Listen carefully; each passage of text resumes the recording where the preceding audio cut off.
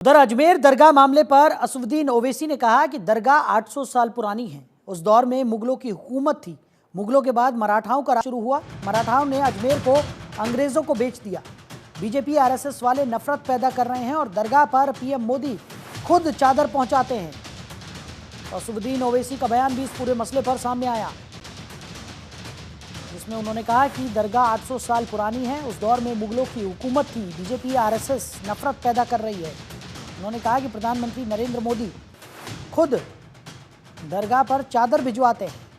800 साल से दरगाह है ख्वाजा अजमेरी की। 800 साल उस दौर में मुग़लों ने हुकूमत की। बादशाह अकबर ने वहाँ पर बहुत कुछ तामीर करवाया। फिर मुग़ल ख़त्म हुए, मराठाओं का राज शुरू हुआ। फिर मराठा के बाद उन्होंने अजमेर को 18,000 रुपये में अंग्रेज़ों को बेच दिया। 1911 में क्वीन एलिजाबेथ आई तो वहाँ पानी का हाउस बनवाया। जितने प्रधानमंत्री बने वो वहाँ पर चादर भिजा। आप बताइए क्या करना चाह रहे हैं लोग? आखिर क्यों इतनी नफरत पैदा कर दिए बीजेपी आरएसएस वाले मस्जिद दरगाहों के ताल्लुक से? प्रधानमंत्री नरेंद्र मोदी खुद चादर भिजाते हैं। अब बताइए उस पर क्या बोलेंगे वो? उन्होंने मिनिस्ट्री ऑफ माइनॉरिटी अफेयर्स को पार्टी बनाया तो नरेंद्र मोदी की सरकार उसको बोलेगी कि वो दरगाह है ही नहीं है। खबर पर ज्यादा जानकारी के साथ हमारे सहयोगी दीपक हमारे साथ जुड़ गए हैं। दीपक, दरगाह मामले को लेकर जिस तरीके से पूरा विवाद यहाँ पर खड़ा होता हुआ दिखाई पड़ रहा है, अलग अलग तरीके की प्रतिक्रियाएं भी निकलकर सामने आ रही हैं। पहले तो क्या है ये पूरा मामला और किस तरीके से ये मामला आगे बढ़ रहा है, समझना चाहेंगे आपसे। देखिए, बिल्कुल ये हिंदू सेना ने अजमेर शरीफ दरगाह में शिव मंदिर होने का दावा किया था। इसके अंदर हिंदू सेना ने अदालत के अंदर याचिका दायर की थी और अदालत ने याचिका को स्वीकार कर लिया है। अब दरगाह में सर्वे का रास्ता साफ हो गया है और याचिका के अंदर मंगलवार को अदालत में एक किताब पेश की गई। जिस किताब के अंदर अजमेर शरीफ दरगाह है की जगह पर हिंदू मंदिर होने का दावा किया गया था। और इस मामले को लेकर जिस हिसाब से याचिका जो है हिंदू सेना के अध्यक्ष विष्णु गुप्ता की ओर से ये याचिका दायर की गई थी, तो उसी तरीके से जैसे यूपी के संभल में स्थित जामा मस्जिद के बाद में अब राजस्थान के अजमेर दरगाह के अंदर सर्वे का रास्ता साफ हो गया है। निचली अदालत ने हिंदू पक्ष की उस याचिका को जो है स्वीकार किया है, जिसके अंदर अजमेर शरीफ दरगाह को हिंदू मंदिर बताया गया है।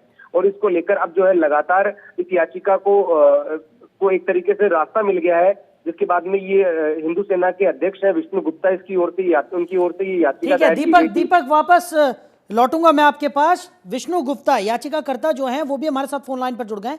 विष्णु जी, ये याचिका आपने दायर यहाँ पर की है और जिस तरीके से हवाला दिया गया है एक पुस्तक का, जिसमें बताया गया था कि मस्जिद की जगह पर, इस दरगाह की जगह पर वहां पर मंदिर हुआ करता था, और क्या कुछ है इस याचिका में?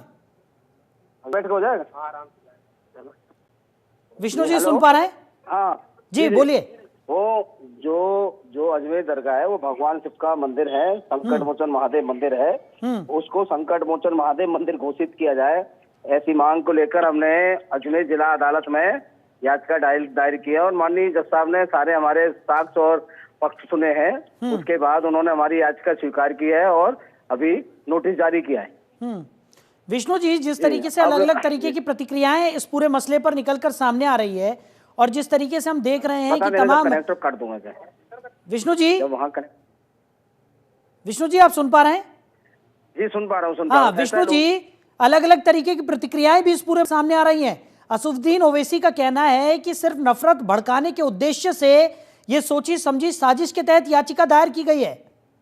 ऐसा है, यदि कोई कानून में कोई ऑप्शन दिया है, कोई कानूनी काम कोई करता है तो उसमें कोई हिंसा नफरत होती है। अरे भाई, कोर्ट में जा रहे हैं, हिंसा कोर्ट के आदेश का पालना नहीं कर रहे हैं और वहाँ लोग दंगाई फैला रहे हैं, वो लोग नफरत फैला रहे हैं। वो कोर्ट के फैसले का सम्मान करना चाहिए। कोर्ट ने कुछ आदेश दिया है तो उसका सर्वे का काम चल रहा था, आपको पता है संभल में, वहाँ पे सर्वे टीम पर पथराव होता है, दंगा होता है, ये कहाँ है?